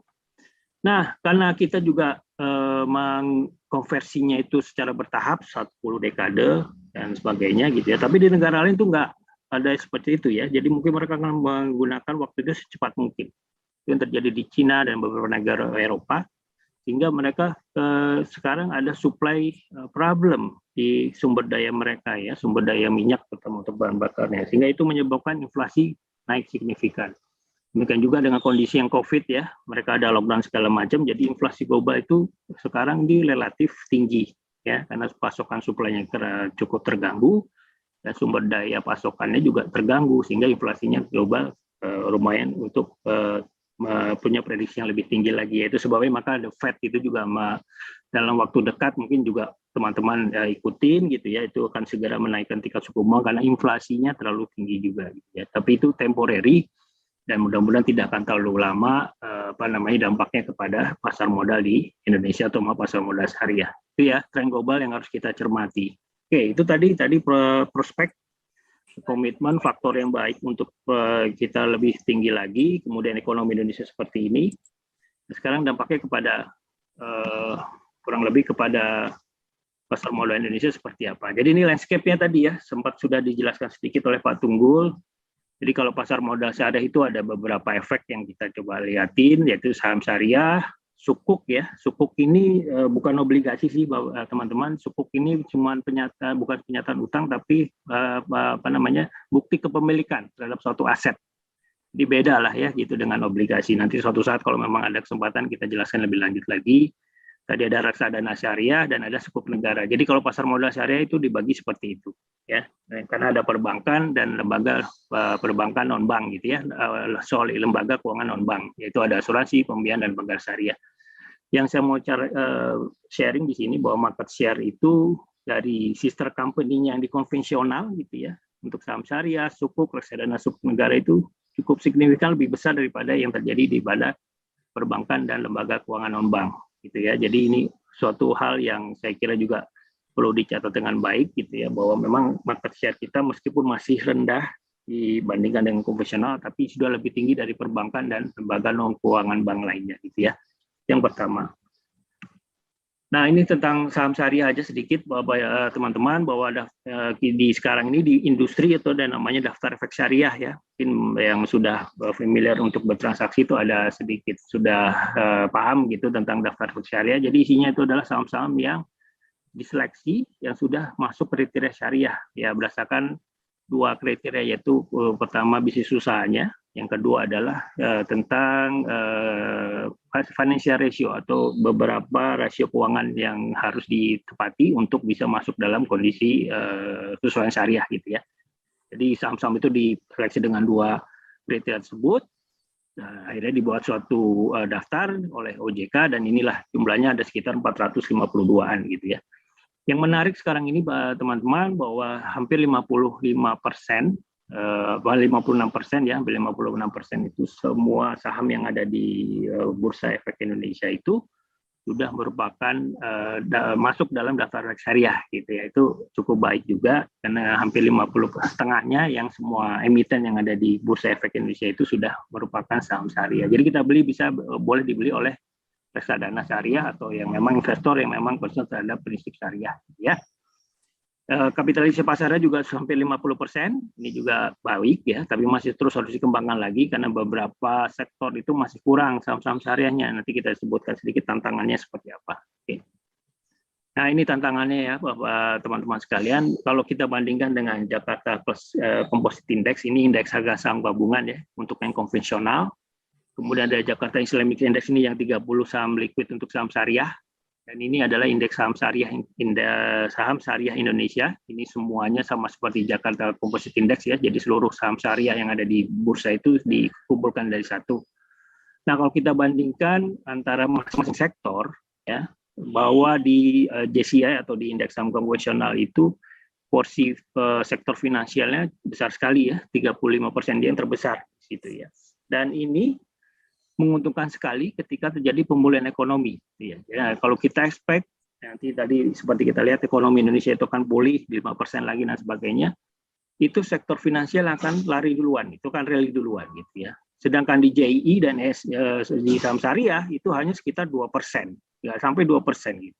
Jadi artinya apa? Ketika semua saham di sektor yang konvensional rally, itu yang di saham syariah itu akan terjadi ketinggalan sedikit gitu ya. Nah dia saham-saham yang di sektor keuangan syariahnya masih sangat terbatas gitu ya. Pertanyaannya ada Bank Syariah Indonesia tuh Pak ya di situ ya. Kenapa nggak bisa signifikan ya memang, tapi baru satu gitu ya. Memang ada juga yang lain seperti Bank Aladin, BTPN Syariah gitu. Tapi jumlah kapitalisasi pasarnya itu masih sangat rendah gitu. Even nggak sampai 5% gitu ya. Jadi butuh banyak saham syariah di keuangan yang harus listing gitu ya. Dan satu hal lagi ketika dilihat dari sektor yang lain seperti consumer itu justru saham-saham syariah itu lebih besar porsinya, weightingnya gitu. Nah ini ketika daya beli masyarakat turun ya, ketika waktu 2020-2021 kemarin dia terimbas gitu ya, karena ini negatif sekali gitu kan, daya belinya kurang. Nah ketika jatuh dia terimbasnya terlalu signifikan, ketika rally dia nggak bisa rally signifikan. Ini suatu tantangan ya 2022 ini dan ke depan mungkin harus kita cermati dengan baik. Nah solusinya bagaimana ya, kita terus mendorong lagi lah ya literasi supaya lebih baik lagi sehingga calon-calon emiten itu bisa, terutama yang di sektor perbankan syariah bisa listing. Ya jadi kondisi seperti sekarang ini webinar dan event-event seperti ini itu sangat dibutuhkan supaya mereka lebih aware tentang kepentingan atau manfaat mereka melakukan listing untuk yang perbankan-perbankan atau keuangan syariah gitu ya. Sehingga weighting ini bisa diperbaiki lagi nanti. Bisa kita lihat dari sini ya teman-teman bahwa chartnya ini yang atas itu indeks harga gabungan yang konvensional, yang bawah itu adalah syariah gitu ya. Memang agak ketinggalan gitu ya ketika dia jatuh. Seperti saya bilang konsumernya terlalu besar sehingga jatuhnya juga lebih dalam sedikit gitu. Dan ketika rally, dia juga nggak bisa rally sekencang rally yang ada di indeks saham gabungan. Nah ini kondisi yang struktural yang memang tantangannya harus besar, tapi ya dengan kondisi tadi ada milestone, ya ada Bank Syariah Indonesia, kemudian pemulihan ekonomi Indonesia, mudah-mudahan ini bisa naik lebih signifikan. Nah ini artinya tadi dia di bawah returnnya gitu ya dibandingkan dengan SLGAM, mungkin resikonya lebih rendah. Ya, mungkin resikonya lebih rendah sehingga dia ekspektasinya juga tidak akan terlalu tinggi returnnya ya, karena saham-saham finansial ini volatilitasnya tinggi tadi seperti Pak Tunggul bilang ya. Dengan demikian kalau volatilitasnya rendah ya otomatis returnnya jangan tinggi-tinggi dong karena risikonya juga lebih rendah daripada yang saham-saham perbankan konvensional ya. Ini bukan berarti jelek ya teman-teman sekalian, tapi relatively dia punya risiko yang lebih rendah sehingga return yang diharapkan atau imbal hasil dari saham syariah ini mungkin akan tidak sebesar jumlah return yang dihasilkan oleh yang konvensional. Tapi trennya bagaimana ke depan? Trennya mungkin akan terus naik seperti ini ya, karena memang Indonesia dalam masa pemulihan ekonomi Jadi saya kira ini akan terus masih bisa mencatatkan untuk pergerakan yang positif di tahun inilah, kurang lebih seperti itu. Meskipun tadi ada inflasi global dan lain sebagainya, ya mungkin akan volatilitasnya adalah, cuman trennya masih akan signifikan naik ya untuk tahun ini dan tahun ke depan. Oke. Kemudian kita lihat lagi, tadi sudah selesai saham, sekarang corporate sukuk. Nah, di sini tuh bahasa Indonesianya sukuk korporasi, sukuk yang diterbitkan oleh perusahaan-perusahaan swasta di Indonesia gitu ya. Trennya sih meningkat terus gitu ya. Kalau kita lihat dari 2016 naik, cuman jumlah yang diterbitkan itu nilainya sangat rendah, masih 31,78 triliun cuman ya, tanda kutip. Kita butuh lebih banyak lagi corporate sukuk yang diterbitkan sehingga investor lebih tertarik lagi. Kenapa? Karena corporate sukuk itu imbal hasilnya lebih besar daripada ya kalau sukuk itu diterbitkan oleh negara gitu ya. Mungkin teman-teman yang pernah investasi di ORI ya, obligasi retail Indonesia atau Sukri ya, sukuk retail Indonesia dan sebagainya gitu ya. Jadi itu adalah semua sukuk yang diterbitkan oleh pemerintah, tapi ada sisi lain yaitu corporate sukuk yang diterbitkan oleh swasta. Nah, ini posisinya masih rendah sekali, market share-nya masih di bawah 10%, 7,09%. Nah, ini satu hal yang perlu kita diskusikan bersama juga. Dan saat ini baru hanya 3 akad yang dipakai ya, teman-teman semua. Jadi akad itu sebenarnya banyak sekali. Nanti lain waktu kalau memang ada kesempatan, saya juga akan bisa jelaskan masing-masing akad itu. Jadi cuma ada 3 akad yang sekarang dipakai untuk penerbitan sukuk. Satu ijarah itu adalah sewa menyewa, mudharabah itu penyertaan modal, wakalah itu adalah semacam perwakilan gitu ya, kita menyerahkan kepada satu institusi untuk mengelola dana kita gitu. Jadi baru 3 ini ya, potensinya masih sangat besar sekali karena akad-akadnya di Indonesia juga masih sangat banyak gitu ya, jadi masih belum dieksplor lebih dalam lagi. Oke. Nah, itu tadi saya bilang selain dari corporate sukuk ada sukuk yang diterbitkan pemerintah.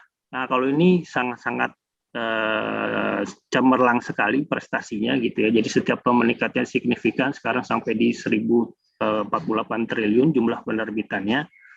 Dan ini salah satu menjadi alternatif pemerintah untuk mendapatkan pembiayaan ya. Dan sukuk ini juga sudah ada yang green sukuk ya. Jadi yang sudah tadi ekonomi hijau, dan itu laku keras ya. Dijual di pasar internasional itu semua orang laku, trennya juga pas lagi ekonomi green. Dengan mudah sekali pemerintah Indonesia itu mendapatkan pembiayaan dengan cara green sukuk issuance tadi gitu ya. Ini satu hal yang kita bisa cermati bersama dan ini menjadi alternatif untuk corporate sukuk yang masih jumlahnya sangat-sangat terbatas gitu ya. Ini dia tantangannya teman-teman sekalian, bahwa sampai saat ini penerbit sukuk itu baru hanya 27 ya. Hanya 27. Kita nggak muluk-muluk lah. Jadi kalau tadi daftar efek syariahnya itu 400, ya nggak usah sampai 400 lah untuk penerbit sukuknya gitu ya. Tapi kita cuma lihat mungkin sampai 100 saja gitu. Penerbit sukuk yang ada di Indonesia itu corporate sukuk supply-nya masih akan besar sekali. Ya, jadi ini sekarang ini masih hanya terbatas dan di nama-nama ini aja. Dan ya dengan demikian jumlah penerbitannya juga sangat minim ya. Tahun 2020 aja itu sekitar cuma 6,9 triliun gitu. Padahal demand-nya itu sangat besar sekali ya. Dari institusi, dari manajer investasi itu sangat besar sekali. Tapi corporate supply-nya itu masih sangat rendah sekali. Oke.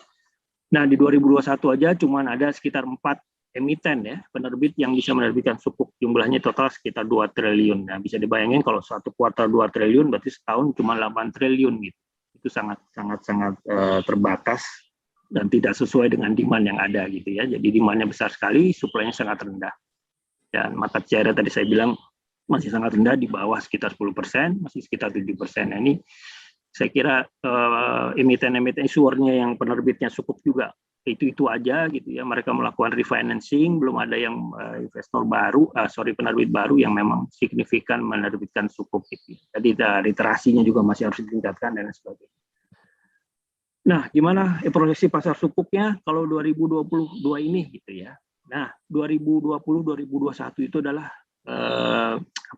boleh dibilang adalah tahunnya pasar keuangan pendapatan tetap syariah atau sukuk ya. Bisa dilihat dari indeks ini, indeks government bonds yang saya ambil dari IBPA, Indonesian Bond Pricing Agency, itu trennya naik terus kan ya.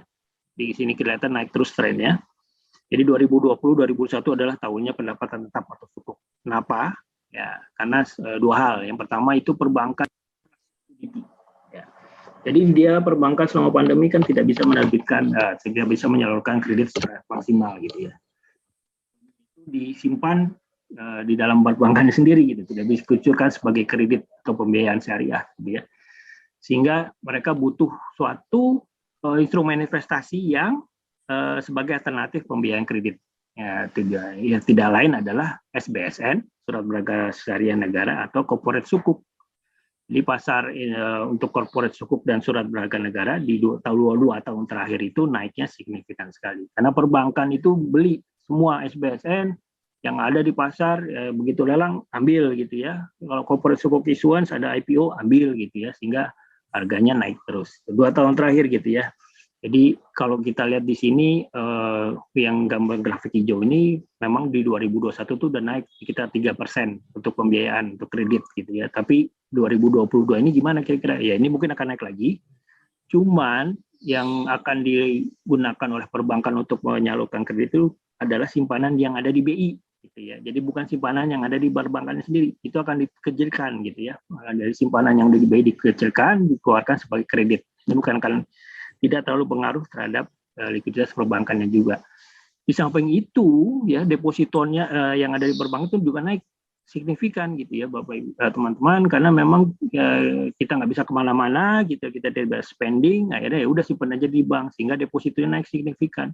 Perbankannya tambah, likuiditasnya tambah tinggi gitu ya, dan itu yang menyebabkan duit perbankan itu 2 tahun terakhir ini sangat signifikan, dan ini akan terus berlanjut sampai 2022 ini saya perkirakan ya. Spendingnya masih kecil, inflasinya juga terbatas ya karena tidak terlalu tinggi, imbal hasil yang dikasih juga nggak terlalu tinggi ya. Kalau perbankan itu flash liquidity ya dia nggak mau dong kasih imbal hasil untuk tabungan deposito itu tinggi ya. Kenapa? Cost buat mereka kan gitu ya, udah dikecilin aja sehingga semakin banyak jumlah yang yang harus dimasukkan mereka kepada instrumen investasi yang lain gitu ya, termasuk dalam hal ini adalah pendapatan tetap, termasuk yang reksadana pendapatan tetap untuk sukuk itu segala macam itu bisa naik kuat signifikan juga.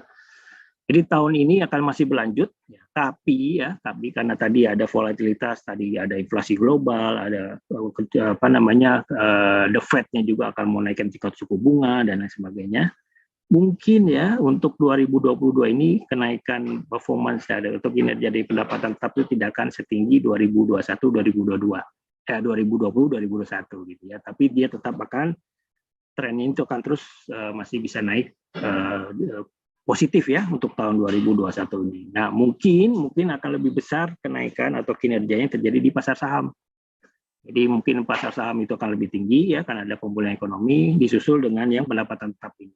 Tapi masih akan positif untuk tahun ini, ya proyeksinya. Oke. Nah, ini yang efek terakhir, mungkin reksadana ya, yang tadi teman-teman juga mungkin ada yang masuk reksadana. Jadi nilai aktiva bersih totalnya 79 triliun. Nah, ini saya tampilkan yang bulan April. Kenapa? Karena saya mau jelasin sedikit. Karena untuk protected fund atau untuk reksadana ya, kalau kita jabarkan detailnya itu untuk sampai April 2021 kemarin yang paling tinggi adalah capital protected atau reksadana terproteksi gitu ya. Ini sampai 37 triliun. Ini siapa sebenarnya di balik yang belakang itu adalah BPKH teman-teman sekalian ya. Dia masuk ke dalam reksadana proteksi. Tapi di Oktober 2020 keluarlah Undang-Undang Cipta Kerja ya, yang isinya di dalamnya adalah membuat satu pasalnya itu adalah membebaskan BPKH semua hasil investasi BPKH-nya dari pajak. Nah maka dari itu mulai April ya ini Mei itu mereka melakukan pembubaran untuk semua reksadana terproteksinya. Di hampir 35 triliun itu ini miliknya adalah BPKH. Jadi bisa dibayangin ini tinggal sekarang adalah per Desember 2021 itu adalah cuma sekitar 5 triliun rupiah. Ya. Itu yang saya kira perlu kita catat bersama juga bahwa pasar modal syariah itu untuk lebih berkembangnya itu perlu semacam investor anchor seperti BPKH ini gitu ya. Nah, mudah-mudahan penggantinya BPKH ini karena dia tidak interest lagi untuk masuk ke reksadana yang ada di pasar sekarang, mungkin dari BSI nanti. Bank Syariah Indonesia kita harapkan bisa menjadi anchor investor untuk pasar modal syariah ke depannya. Gitu ya. Mungkin mereka bisa masuk ke reksadana dan untuk produk investasi lainnya. Gitu ya. Itu satu hal yang kita harus catat lah gitu ya. Nah, yang menarik juga teman-teman sekalian, yang kedua terbesar itu adalah offshore mutual fund, sekitar hampir 16 triliun. Jadi ini satu produk yang tidak dimiliki oleh sister company-nya di konvensional ya. Jadi hanya bisa diterbitkan oleh reksadana syariah nih, offshore, ya, ke luar negeri gitu ya. Jadi sekarang ini sekarang sudah ada sekitar 15 manajer investasi yang memiliki reksadana offshore dan jumlahnya itu sampai saat ini adalah sekitar segini, sekitar 17 sampai 18 triliun rupiah gitu ya. Ini menarik karena teman-teman juga tadi kan sudah paham ya bahwa di pasar modal syariah sahamnya itu ada sedikit struktural problem yang kita harus cermati. Kemudian di pendapatan sukuk, pendapatan tetap sukuknya juga corporate sukuknya masih sangat terbatas. Nah, alternatif offshore ini bisa menjadi suatu diversifikasi sangat baik gitu ya. Jadi kita bisa kombinasikan aset-aset syariah yang di lokal dan aset-aset syariah yang di luar negeri gitu ya. Nah, ini ternyata banyak sekali Bapak teman-teman sekalian yang sudah mendirikan reksadana offshore, dan ternyata di regional itu juga sudah sangat familiar dengan saham syariah gitu ya. Jadi ini ada satu indeks namanya Dow Jones Islamic Asia Pacific Index. Itu isinya saham-saham syariah ya. Jadi di regional tuh even di Cina itu ada saham syariah juga loh, teman-teman. Jadi jangan yang kaget gitu ya. Jadi di regional even di Hong Kong, Singapura, di Thailand, di Australia itu ada saham-saham yang syariah. Nah, 2020 itu adalah tahunnya saham-saham regional syariah nih, ya naik ya seperti itu. Tapi sayangnya 2021 itu ada kebijakan dari pemerintah Cina untuk membatasi sektor internet mereka gitu ya. Karena di saham-saham regional ini banyak sekali saham-saham syariah yang basisnya adalah saham teknologi industri. Gitu ya. Nah, ketika China memberlakukan semacam pengetatan di sektor industrinya, maka terimbas cukup signifikan. Jadi dia turun. Ya, 2021 itu mereka negatif. Tapi itu juga akan recover gradually tahun 2022 ini, ya karena masing-masing juga ada alasannya lah ya, karena ada nanti pemilihan pemerintahan di Cina dan lain sebagainya gitu. Jadi ini cukup signifikan juga perkembangannya 2 tahun 3 tahun terakhir ini, dan 2020 itu banyak sekali yang mencatatkan keuntungan yang signifikan ya kalau punya reksadana offshore yang orientasinya di Asia Pasifik. Ya. Dan ternyata juga di global itu teman-teman juga sekarang saham syariah itu sudah sangat populer ya. Ini ada satu indeks yang namanya Global Equity Index HSBC dan satu ETF ya, satu ETF yang isinya kalau kita lihat teman-teman ini saham-saham basisnya teknologi kayak Apple, Alphabet, Tesla dan sebagainya gitu ya, dan sektor-sektor keuangan Pfizer, Gamble, kemudian Johnson Johnson. Jadi kalau lihat dari konstituennya sih meskipun sudah ada pandemi dan segala macamnya, kayaknya masih akan potensinya naik terus gitu ya. Cuman apakah itu akan bisa naik terus ya? Ini ada 3 hal yang perlu dicermati juga. Global ekonomi gitu. Misalnya kalau misalnya pandemi, lockdown lagi, ya mungkin pasar sahamnya akan turun. Tapi mungkin sektor-sektor ini akan tetap bisa survive gitu ya. Sektor-sektor farmasi, kemudian IT itu kan kemungkinan akan tetap berjalan dengan baik meskipun ada global ekonomi lagi gitu ya. Resesi misalnya. Itu kan tidak jadi karena memang mereka cukup rentan, cukup tangguh untuk terhadap kondisi yang rentan seperti itu. Kemudian ada global ekonomi, inflation tadi, kalau ada the Fed-nya mau naikin tingkat bunga, mungkin pasar saham juga akan terimbas, ya. Mungkin indeksnya juga masih akan turun. Kemudian juga the Fed tadi ya, kalau misalnya mau tapering-nya mulai dan segala macam, mungkin indeksnya juga akan turun lagi. Tapi yang jelas saham-saham seperti ini, saham global itu isinya adalah IT, kemudian farmasi, itu saya kira bisa bertahan dari kondisi pandemi maupun kondisi yang tadi ya, tren dari inflasi yang terus akan kita lihat di 2022 ini. Nah, lebih seperti itu, mungkin slide saya terakhir, ini saya recap aja dari tadi juga pernyataannya Pak Tunggul. Jadi sesuaikan dengan profil investasi Anda semuanya gitu ya. Kalau yang baru masuk konservatif gitu ya, belum pernah mulai beli reksadana, belum pernah saham dan segala macam, ya Anda masuk yang konservatif gitu. ya beli yang asetnya yang pasar uang aja. Jadi volatility-nya rendah dan risikonya rendah juga. Tapi jangan expect return yang tinggi juga, imbal hasil yang tinggi juga. Nah, satu lagi dalam kondisi market industri ekonomi yang sekarang ini recovery ke bullish gitu ya, itu otomatis aset kelas saham itu akan lebih perform baik daripada aset kelas yang lain gitu ya. Jadi mungkin seperti saya sampaikan bahwa pasar saham itu mungkin ekspektasinya kinerja akan lebih unggul daripada yang pendapatan tetap untuk tahun ini ya. Meskipun pendapatan tetap juga masih memiliki potensi untuk positif, tapi tidak akan sebesar 2 tahun terakhir gitu ya. Dan saham ini khusus buat profil investasi yang Anda kalau risikonya agresif gitu ya, sudah ngerti saham, sudah ngerti reksadana dan risiko dan segala macamnya, ya Anda masuk ke dalam situ. Oke, mungkin itu aja yang bisa saya sampaikan untuk materi saya. Mungkin nanti bisa kita diskusikan lebih lanjut dengan tanya jawab ya. Saya kembalikan ke Mbak Moderator. Terima kasih. Baik, terima kasih Bapak Rian atas pemaparan materinya. Acara selanjutnya yaitu sesi tanya jawab. Jika ada yang bertanya, silakan tulis di kolom chat atau raise hand. Dan jangan lupa menyebutkan kepada siapa pertanyaan tersebut dituju, kepada Bapak Tunggu atau Bapak Rian. Terima kasih.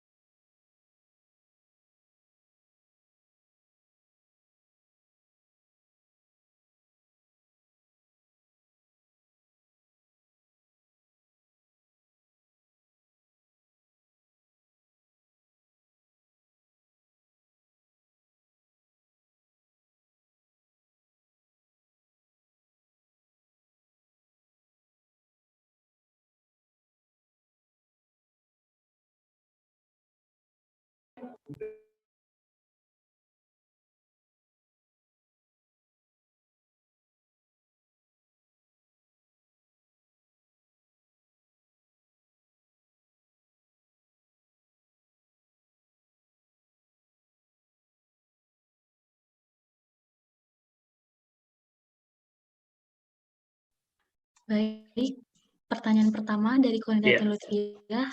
Pertanyaan tertuju kepada Bapak Rian Wistumurti. Pertanyaannya yaitu, apa perbedaan antara suku dengan obligasi? Oke, terima kasih pertanyaannya. Jadi yang mendasar itu ada 3 hal ya. Pertama bahwa satu, untuk penerbitan sukuk ini satu adalah dia bukan pernyataan utang gitu ya. Jadi sukuk itu adalah pernyataan kepemilikan. Jadi untuk penerbitan sukuk itu ada semacam satu underlying asset. Ya, underlying asset itu bisa bentuknya project gitu ya, bisa bentuknya aset. Yang penting bisa menghasilkan revenue.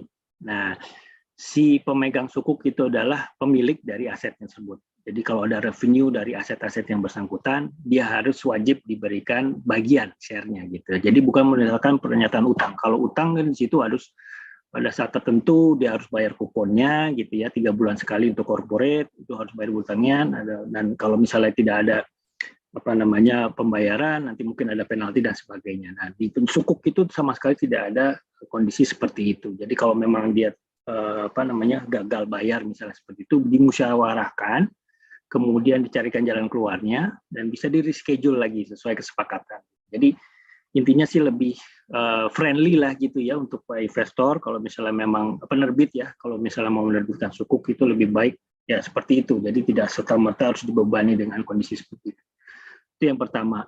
Yang kedua itu dalam penerbitannya itu wajib memiliki yang namanya Dewan Pengawas Syariah atau tim ahli syariah gitu ya, untuk memastikan bahwa akad-akad yang dipakai itu harus benar gitu ya, dan harus menggunakan akad-akad tadi seperti ijarah, mudarabah dan wakalah gitu ya. Biasanya untuk tim ahli syariah ini sifatnya konsultasi gitu ya. Jadi memang ini seorang ahli yang sudah punya izin dari DSN UI dan OJK gitu ya. Kebetulan saya punya izinnya juga, ahli syariah pasar modal. Jadi tujuannya itu adalah memberikan advice dari A sampai Z ya, dari penerbit mulai dari dokumentasinya, kemudian peraturannya dan segala macamnya, sampai nanti akhirnya diberikan semacam surat kesesuaian syariah, pernyataan kesesuaian syariah. Jadi benar-benar sistem, ya proses dan akad yang semua digunakan itu sesuai syariah. Jadi tanpa itu tidak bisa dilakukan penerbitan.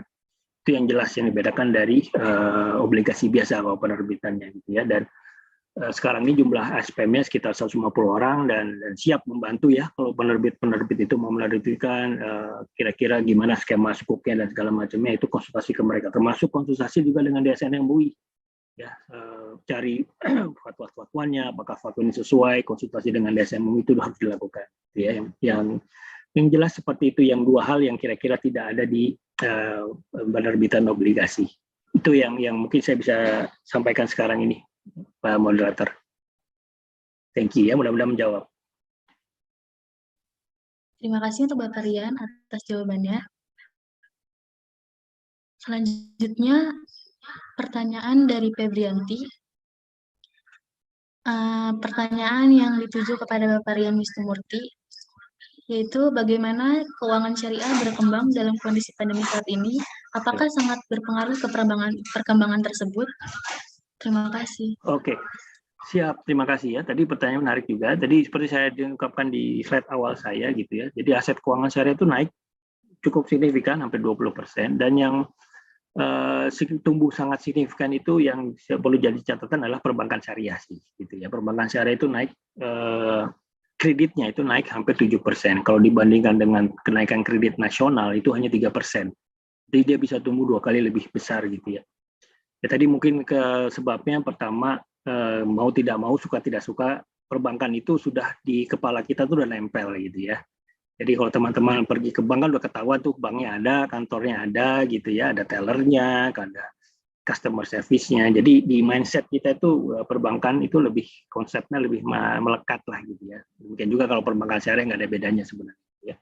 Jadi mau nggak mau penetrasi inklusi paling besar itu ada di perbankan syariah saat ini gitu ya. Dan produk-produknya seperti saya bilang itu sudah familiar, ada pembiayaan, ada mau kredit untuk beli rumah, beli mobil dan segala macam itu ada semua di situ. Jadi orang sudah terbiasa gitu ya. Jadi dalam masa pandemi ini yang cukup berkibar lah gitu ya, dalam kondisi pandemi yang volatile yang sangat besar, itu perbankan syariah dulu kinerjanya itu naik cukup signifikan. Cuma tadi saya juga sampaikan bahwa sekarang ini juga animo dari investor itu lebih bagus lagi ya, terutama untuk generasi milenial seperti kita gini gitu ya. Saya juga termasuk generasi milenial soalnya gitu ya. Jadi kelihatan gitu kan jumlah investor yang bertambah di platform-platform online gitu ya, untuk beli reksadana, beli saham, itu tambahnya cepat sekali gitu. Karena kita tinggal klik aja, punya handphone, aplikasinya ada, kita bisa jadi investor gitu. Jadi justru sekarang ini pandemi mendongkrak keinginan investor-investor pemula itu untuk masuk mencoba. Jadi ada berkahnya juga nih pandemi gitu ya. Jadi digitalisasi itu akan bersemarak lagi, kemudahan lebih bagus gitu ya, untuk jadi investor lebih mudah. Jadi ini keuangan syariah juga akan lebih besar, terutama yang pasar modalnya gitu ya. Jadi investor-investor bereksadana, beli sukri dan lain sebagainya. Jadi menurut saya dari sisi keuangan ini sudah teruji nih, keuangan syariah teruji di masa pandemi itu bisa tangguh gitu ya, tidak terlalu drop, justru malah naik gitu ya. Dan apalagi kalau kondisinya pemulihannya lebih bagus lagi, itu akan lebih signifikan lagi naiknya ke depannya. Dan saya yakin karena negara kita negara muslim ya, mungkin sudah banyak yang berpikiran untuk hijrah gitu ya, tanda kutip gitu ya. Jadi untuk sekarang ini kalau misalnya deposito, ya kalau bisa depositonya yang syariah gitu kan ya. Kalau beli sahamnya yang syariah gitu ya. Beli obligasi yang sukri gitu ya. Jadi itu akan jadi semacam trigger lah ya. Menurut saya 2-3 tahun ke depan itu akan lebih signifikan lagi. Mungkin itu harus menjawab mudah-mudahan pertanyaannya. Terima kasih Pak Moderator. Baik, terima kasih Bapak Rian atas jawabannya. Pada audiens yang ingin bertanya lagi, silakan di kolom chat atau raise hand sebelum sesi tanya jawab ditutup. Terima kasih.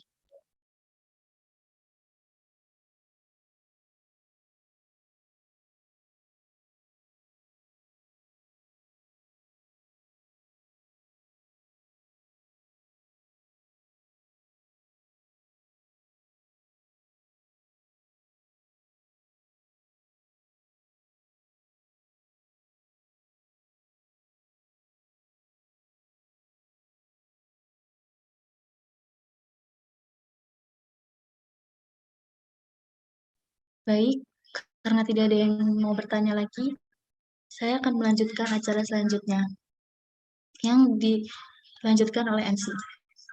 Terima kasih. Terima kasih kepada Ranggini. Baiklah, kepada para peserta, tibalah kita di penghujung acara. Terima kasih kepada pembicara kita pada siang hari ini, Bapak Tunggul HF Silaban dan Bapak Rian Wisnumurti yang sudah memberikan banyak ilmu untuk kita semua. Saya dan seluruh panitia juga mengucapkan terima kasih kepada Investa Learning atas antusiasinya untuk mengajar kami mengenai pasar modal syariah. Sebelumnya, saya ingatkan untuk para peserta yang menonton webinar hari ini menggunakan YouTube, untuk men-subscribe dan like. Terima kasih. Saya selaku pembawa acara mengucapkan terima kasih dan mohon maaf sebesar-besarnya jika sekiranya ada kata yang kurang berkenan selama acara ini berlangsung. Semoga ilmu dan pengetahuan yang disampaikan oleh pembicara tadi dapat bermanfaat bagi kita semua di kemudian hari. Amin. Saya Kinasi Febriatun Soleha, pamit undur diri. Sampai bertemu pada acara-acara kami selanjutnya. Terima kasih. Sebelum kita menutup acara ini, kita adakan sesi foto terlebih dahulu kepada para pembicara, para peserta, dan para panitia untuk menyalakan kamera, dan untuk yang bertugas dipersilahkan.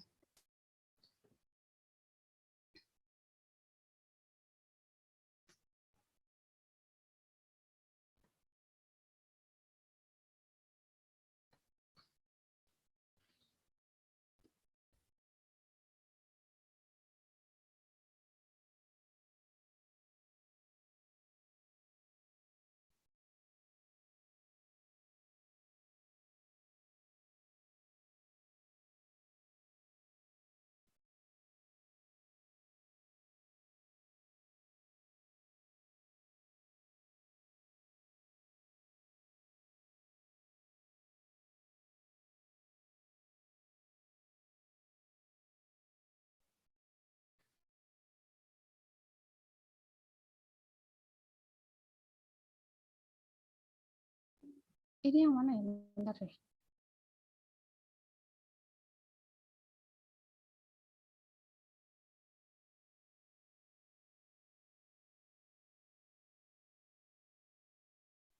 Baik, dimulai ya. Slide pertama. 1, 2, 3.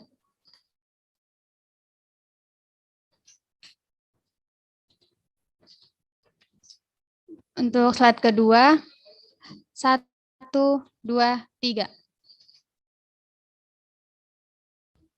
Slide ketiga, 1, 2, 3. Slide keempat, 1, 2, 3. Baik, terima kasih untuk para peserta yang sudah mengikuti webinar pada hari ini. Saya ucapkan terima kasih dan wassalamualaikum warahmatullahi wabarakatuh. Selamat siang. Waalaikumsalam warahmatullahi wabarakatuh. Terima kasih teman-teman. Sampai ketemu lagi ya. Assalamualaikum warahmatullahi wabarakatuh. Terima kasih Pak Ivan, Pak Tunggul. Terima kasih Bapak. Terima kasih Bapak. Terima kasih bagi nasi. Izin live ya. Terima kasih. Terima kasih.